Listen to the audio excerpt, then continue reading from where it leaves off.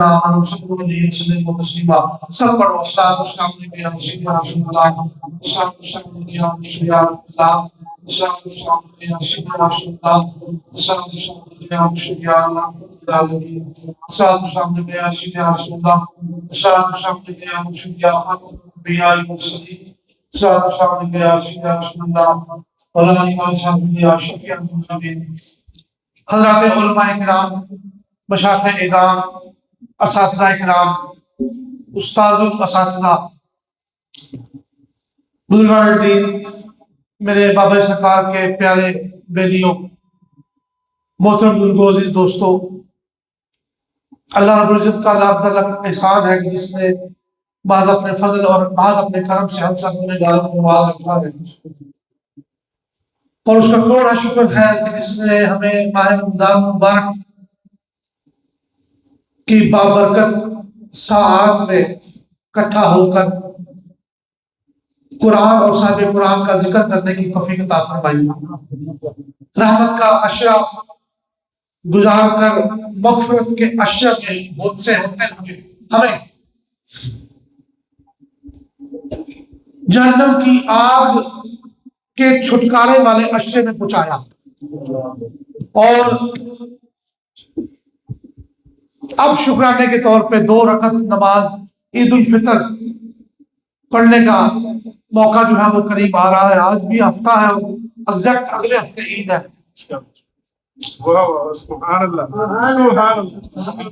تو میں آنے والے معزز محترم مہمانوں کا بڑے تہہ دل سے، بڑے ادب سے شکریہ ادا کرتا ہوں جو ہمیں پیار کرنے کے لیے آئے۔ چشتیہ شریف کے سارے بیلی، ہارون آباد کے سارے بیلی، یہ جو چوک ہے نا، چوک ہارون آباد والا چوک جو میرے ڈاکٹر صاحب کے اور ان کے والد صاحب کی خوشبو سے مہکتا ہے، اور اس کے ارد گرد خواجہ قبلہ عالم خواجہ نور محمد سائی، میری اجڑی جوک مسائی، ان کے فیض سے مہک رہا ہے۔ یہ حضرت صاحب کے پورے یہ خطہ آپ کی محبتوں سے بھرا پڑا ہے۔ میرے دل میں کبھی کبھی خیال آتا ہے کہ باول نگر میں ہمارا بڑا کام جو ہے وہ کم ہو گیا، اور باول نگر کے جو لوگ ہیں وہ ہم سے دور ہوتے جا رہے ہیں، یا زیادہ ان سے ملنا جلنا بہت کم ہے جتنے وہاں مرید ہیں۔ جب یہ میرے دل میں خیال آتا ہے تو فوراً ہارون آباد چشتیہ کا خیال آ جاتا ہے کہ نہیں، وہ جو مجھے محبت کی کمی باول سے ملتی ہے، اس کمی کو دور کرنے کے لیے یہ سارا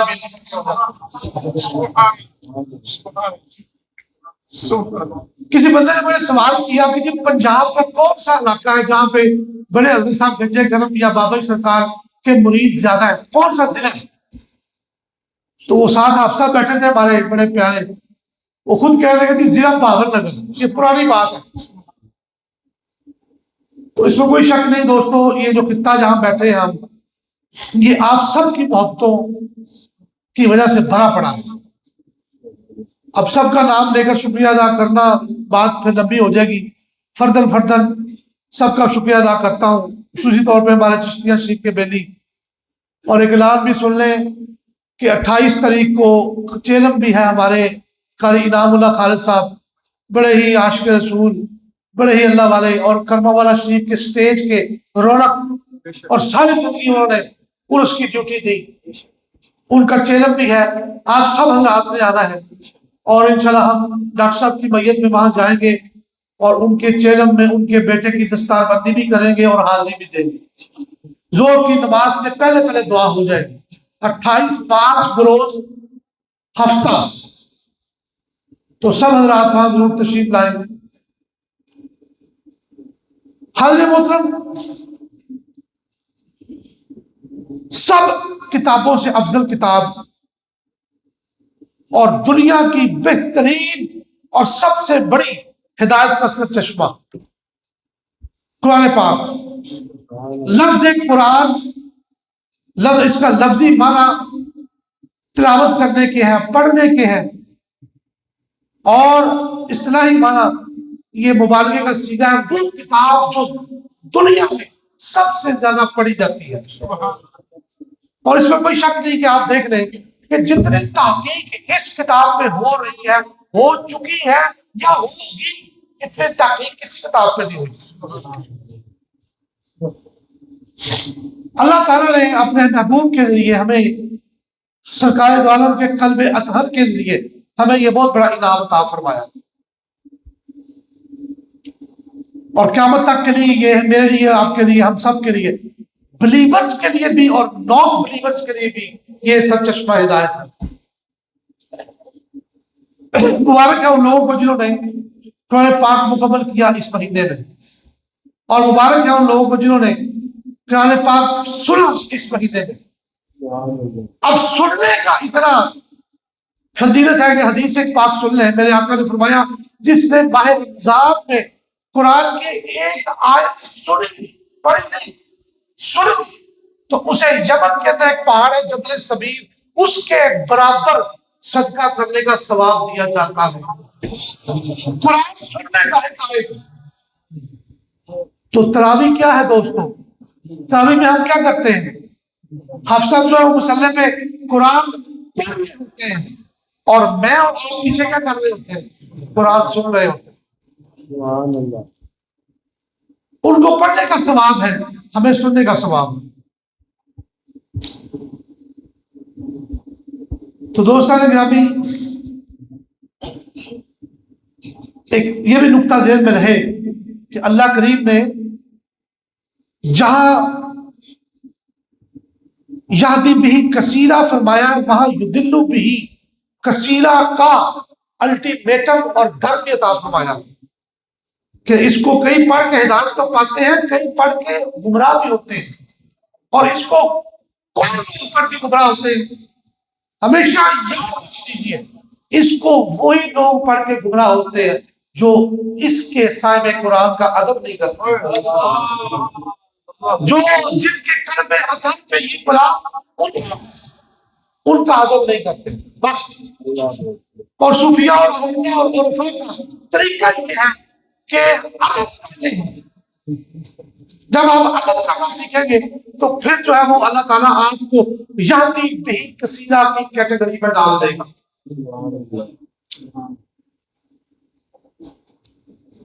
دوستان گرامی قدر، قرآن پاک کو صحیح نطق کے ساتھ پڑھنا بہت ضروری ہے۔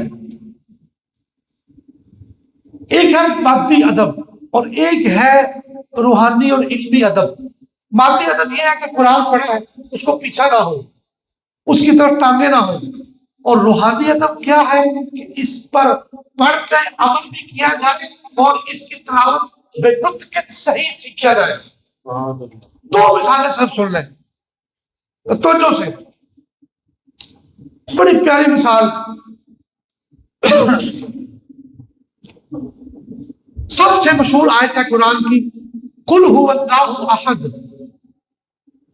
اب جو بندوں نے، جن طلبہ نے یا جن بچوں نے یا بڑوں نے بھی تجوید کے ساتھ قرآن نہیں پڑھا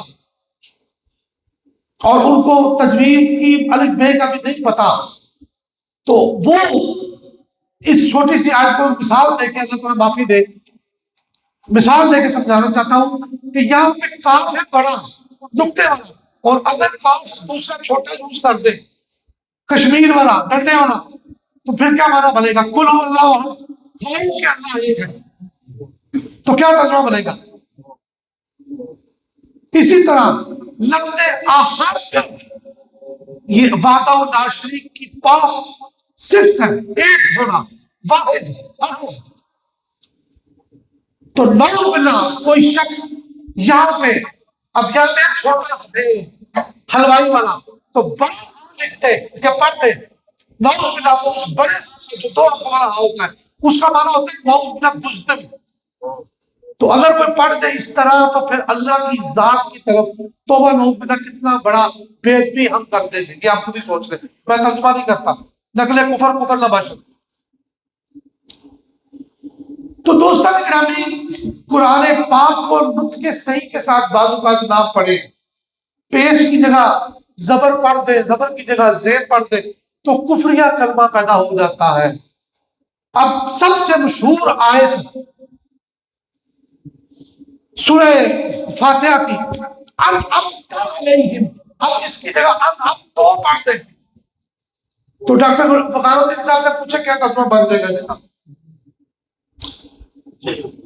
تو قرآن کے دوستو ہم پر کئی حقوق ہیں. سب سے بڑا حق یہ ہے کہ اس پر ایمان لایا جائے. اس کے ایک حرف کا لفظ کا انکار کفر ہے. لیکن دوسرا بڑا اور سب سے اہم حق جو ہم پر ہے وہ یہ کہ اس کو صحیح نطق کے ساتھ تجوید کے ساتھ پڑھا اور سیکھا جائے. اور پھر عام ترین حقوق یہ ہے کہ اس کو آپ اپنی زبان میں ترجمے کے ساتھ پڑھیں. تو دوستو ختم قرآن کے سلسلے میں آپ سب حضرات سے گزارش یہ ہے اور یہ میرا مطمع نظر ہے کہ لوگوں کو، طلباء کو، بچوں کو قرآن سے جوڑیں. اب میرے ابا جی کے وصال کے بعد جب ہم اس سمندر میں غوطہ زن ہوئے ہیں، لوگ آتے ہیں ہمارے پاس، خواتین آتی ہیں کلمہ والا شریف کے حوالے سے بھی، تو اتنے ہر بندے کو مصیبت تھی سانو تعویذ دے دیو، تعویذ دے دیو. تو مجھے جلال ہے ان کے، تو میں ان سے کہا بی بی، اور اس بندے کو کہا کہ خدا کا خوف کرو، اپنے آپ کو تعویذوں سے جوڑتے ہو، قرآن سے کیوں جوڑتے ہیں؟ تم نے کبھی قرآن کی کوئی آیت وظیفے کے طور پر پڑھی ہے؟ وَالْمَسْجِدُ مِنَ الْقُرْآنِ بَعْدَ شِفَاءٍ لِلْمُؤْمِنِينَ، یہ کبھی پڑھی ہے؟ سورہ یوسف کے اندر 4-5 بڑے وظیفوں کی آیتیں وہ کبھی پڑھی ہے؟ فاطر السماوات والارض انت ولی فی الدنیا والآخرۃ توفنی مسلم والحقنی بالصالحین. پھر فاللہ خیر حافظا وہو ارحم الراحمین. یہ بے بی سرکار نے مجھے خود فرمایا تھا مجھے کہ بیٹا یہ روزانہ 100 دفعہ پڑھا کرو، تمہارا بال بھی بھیکا نہیں ہو سکتا. اور یہ وہ جملہ ہے جب حضرت یعقوب نے اپنے بیٹے دوسرے بنیامین کو مصر روانہ کرتے ہوئے پڑھی تھی کہ جاؤ بیٹا میں تجھے اللہ کی سپرد کرتا ہوں.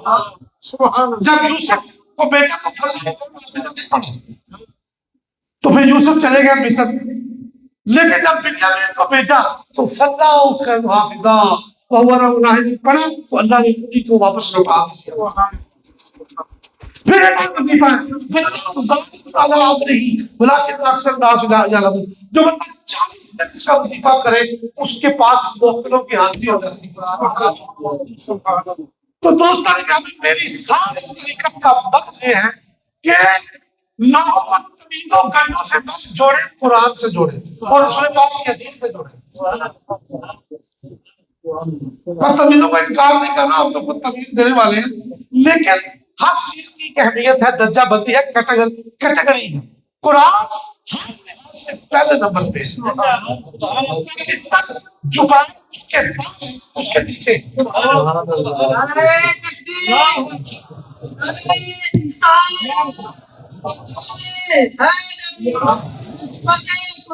زندہ باد. دوستان آپ اپنے آپ کو قرآن پاک سے جوڑیں اور قرآن پاک کو پڑھنے کی جو ہے وہ عادت ڈالیں. میرے بیبے جی سرکار بڑی پیاری ابھی باتیں کر رہے تھے، میرے پیارے ڈاکٹر صاحب اللہ کریم ان کو نظر بات سے محفوظ فرمائے. ہر سال رمضان شریف میں 12 سے 14 قرآن پڑھتی تھی میری والدہ صاحبہ اور میری خالہ صاحبہ.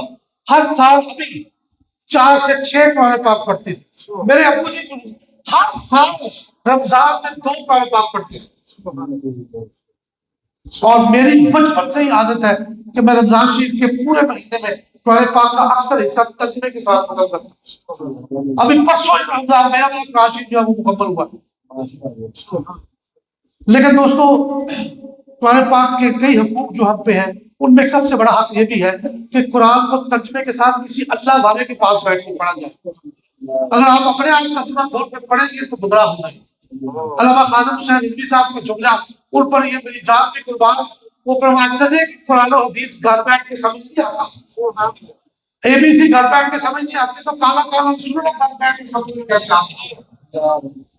اس لیے کسی اللہ والے کے پاس زانو تلمذ طے کرنا پڑتا ہے، اپنی جتیاں چٹکانی پڑتی ہے کسی اللہ والے کے پاس. اور دوستو آپ سب حضرات جن کو قرآن نہیں آتا، جو بابے چٹے ان پڑھ ہیں، وہ اس بابے کا واقعہ ذہن میں رکھیں جو ہر رمضان شریف کی فجر کے وقت قرآن کھولتا تھا اور کچھ نہیں آتا تھا، اس کو الف لام میم پڑھنا بھی نہیں آتا تھا، اور اپنی انگلی قرآن پاک کی آیت میں رکھ کے کہتا تھا یا اللہ تو نے جو فرمایا درست فرمایا، یا اللہ تو نے بھی ٹھیک کیا، اے بھی ٹھیک کیا، اے بھی ٹھیک کیا، اللہ نے اسی ادا کی وجہ سے اس کو بخش دیا۔ دوستوں کوئی بندہ نہیں پڑھ سکتا تو ادب تو کرے کم از کم، یہ ادب میں سے نہیں ہے۔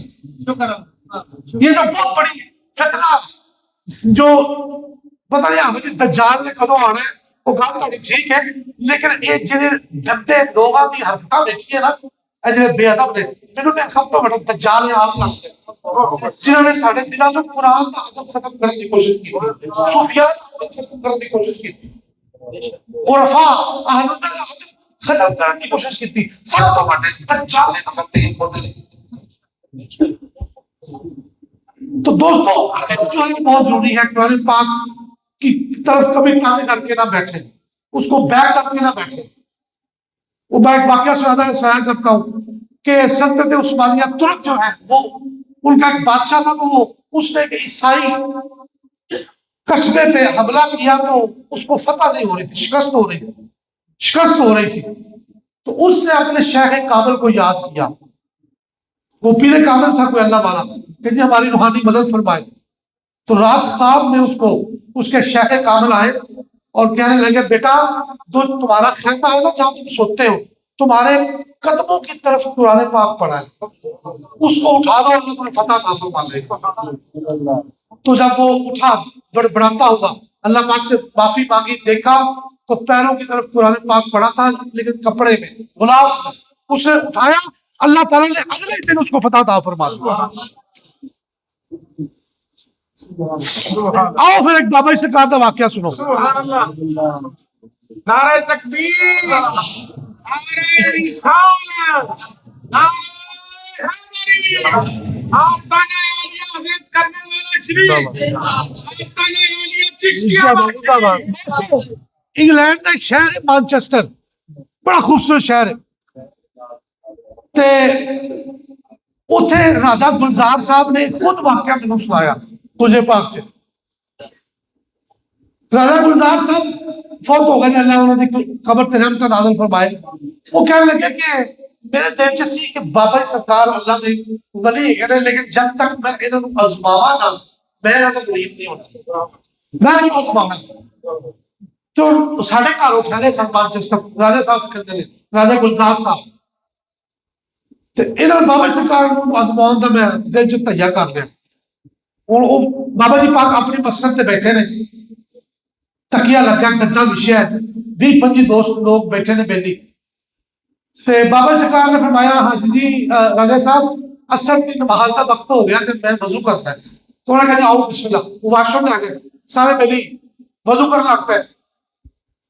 راجہ صاحب کہتے ہیں میں اتو قرآن چکیا تو جتھے بابا سرکار بیٹھے سکتا اتھے چادر تے تھلے دے دیتا۔ ہونا کتنی بڑی بے ادبی ہے، دیکھو ذرا، اور اتنے چادر ہے، کسی کو نہیں پتا کہ تھلے قرآن ہے۔ حضرت صاحب واش روم چلے، سمجھ آ رہی غلطی کہ نہیں؟ حضرت صاحب واش روم چلے گئے وضو کر دے، انہوں نے تھلے قرآن پاک نہیں، انہوں نے خود واقعہ سنایا۔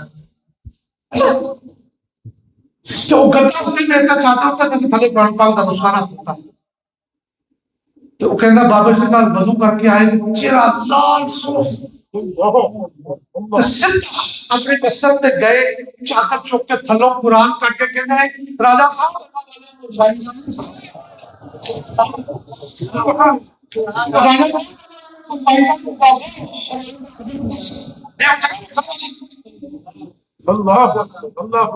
تو دوستو یہ ہے ادب قرآن کا، اس کا باقی ادب بھی کرنا ہے، روحانی ادب بھی کرنا ہے۔